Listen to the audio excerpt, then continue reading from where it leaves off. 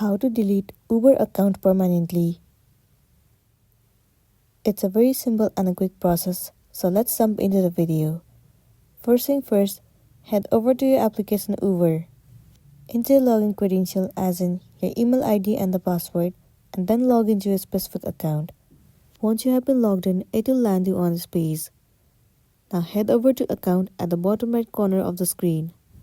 Now you have to head over to privacy checkup.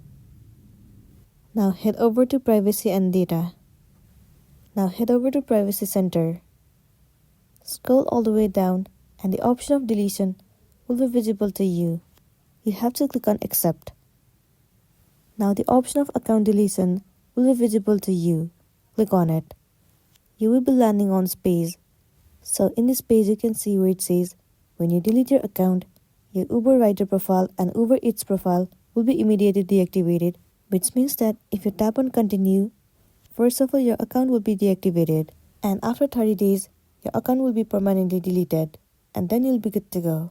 So that's all for today, and this is simply how you can delete Uber account permanently. Make sure to smash the like button and consider subscribing if you found this video helpful. We'll see you in the next one.